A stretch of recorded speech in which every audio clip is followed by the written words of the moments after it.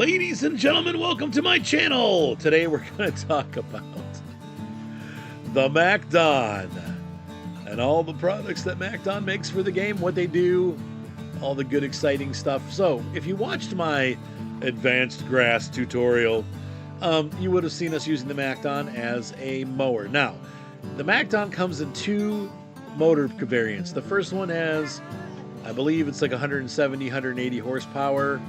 And that is meant to drive this wheat header. That's what we're going to look at today. That's the big idea of today's lesson, is that this can increase the yield of your harvesting. It's going to cost you about $250,000 odd to get into the MacDon, but it will pretty drastically increase the yield of your wheat, barley, oat, canola, and soybean crops. So we're going to take a look at that today. But this is the other variant, and once again, you can also, if you buy the MacDon, you can also use it as a mower. However, be aware that the mower requires 230 horsepower to run. So they also make a 270 horsepower variant of the MacDon. If you're planning on doing both mowing and the speed rowing, which is what gets you the crop increase, then you need to buy the larger motor for your MacDon. So if you buy the 170 horsepower version, it's not going to be enough horsepower to drive this mower. Now, it will work, but what you're going to find is anytime you get on a hill or something, it's going to really slow down.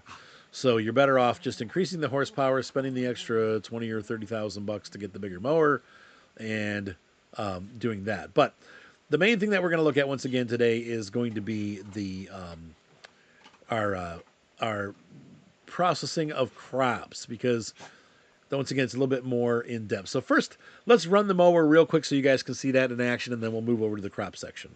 So once again, MacDon as a mower, you got to have the 200 horsepower, the 260 horsepower variant of the machine, and we're going to plop this down, and you're going to see here what it do. It leaves a nice swath of grass in a already ready to bale windrow. So you don't have to collect this or anything. Now, if you're going to make hay, you're going to have to tet it, but it leaves it in a nice windrow. So if you just want to go bale that and make silage bales out of it, you can just do that. Or if you're going to make hay, then you're going to need to spread it out. But the unit works really nice, and it's a good mower. So that's the MacDon as the mower setup. Let's go ahead and take a look at this thing in the field. So first up, we have our traditional harvester. Now, I'm going to tell you, I went ahead before in a previous save game, and I harvested this field. The end result was that using this regular old harvester, I got 8,602 liters of wheat off this field. So what we're going to do now is I'm going to show you how to use the MacDon to get more. Even though it's the same amount of crop on the same field, we're going to actually get a bigger yield because we're using the MacDon system. So the pieces of hardware that you need to do this. The first thing that you're going to need is the MacDon header, and this is going to be under combine harvesting over in the windrower category. You're going to see both the MacDon. There's this guy, and once again, you can buy the cheaper equivalent with the 170 horsepower motor, because if you're not going to mow with it and you're just going to do the crops, this is all you need. If you are going to mow, though, then you need to get the bigger motor. So that's that. And the other thing you're going to grab, and what I was showing you here, is the MacDon. This is the draper for our current harvester. I would get it with the transport wheels. Otherwise, you're going to have to put it on a trailer to move it. So it's a lot easier if you have the folding transport wheels, and these will fold up when you drive around with it. It'll go into this kind of position, and then when you're putting it onto the MacDon, it'll fold up, and you can. So it makes it a lot easier to transport. Here's our. Now, I do have the 240 here just because, but you could also use the 170. So back over here, we have our harvester. Now, the harvester has an additional piece that you're going to need to buy. So any harvester will do. I picked the very biggest one because I like big harvesters. But you can use a smaller harvester than this. And honestly, for this field, you don't need something this big. We have the MacDon pickup header. Once again, this is under specialty headers. So special headers. And then you're going to go in here, and there's the MacDon. And you can see here it picks up wheat, barley, oats, and then canola, and also soybean. And so this is our special header. And what all this does, basically what you're doing is you're taking the pressure off the harvester. The harvester no longer has to power through the crop and cut it. All it's doing is collecting the crop off the field that's already been cut. It takes, you know, the straw into the machine and processes it, shakes it around, and the berries, fruit, whatever falls off, the grain falls off and goes into the hopper, and the straw can be either can go back. You can go back later and collect the straw that's left over, or you can just spread it around the field. But you know, just like a regular harvester setup. So let's go ahead and I'm going to move this harvester away because we're not going to use this yet. This is going to go on the sidelines until we're done getting the harvest off the field or getting the crop cut. So the step one of doing the MacDon is to cut the harvest. Once again, 8602 was the number that we got using a regular harvester. Let's see what we get using the MacDon.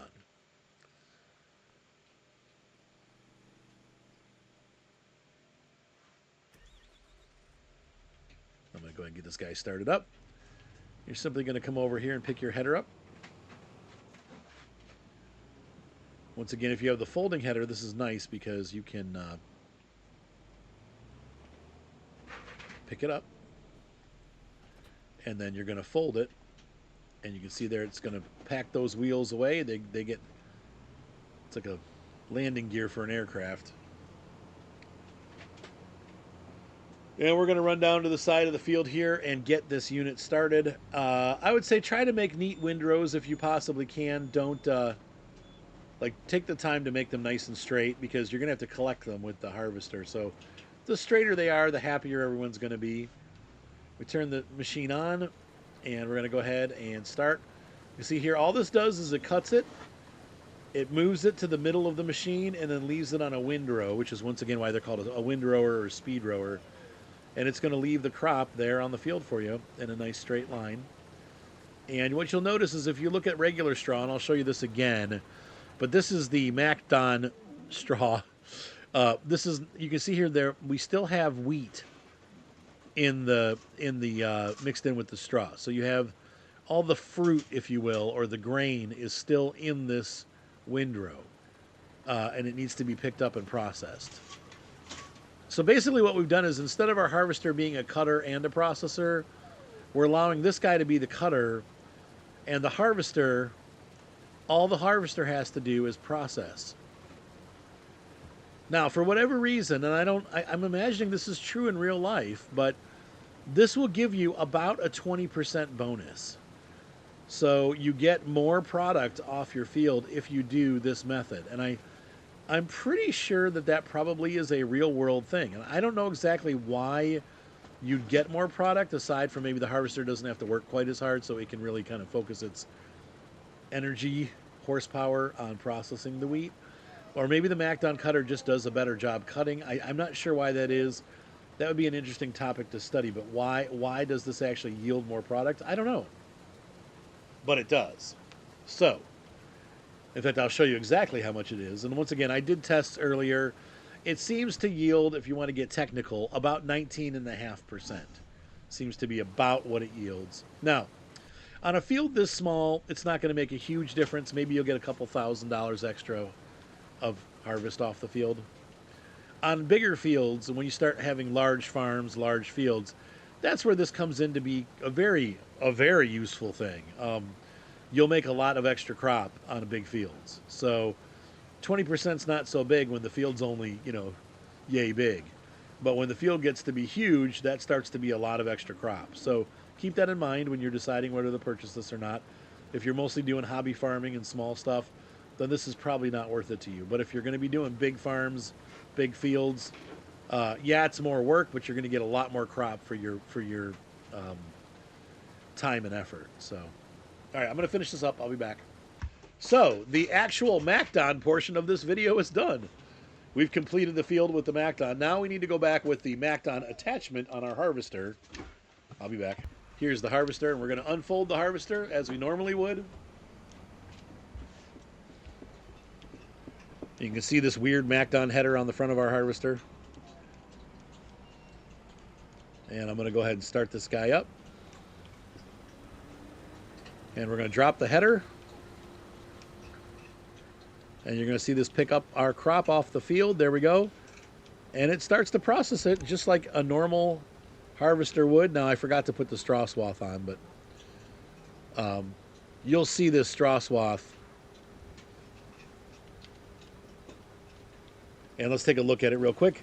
Once again, this is before you process it. You got the wheat in there, and then when we come out the back, once it's been processed, you can see the wheat berries are gone.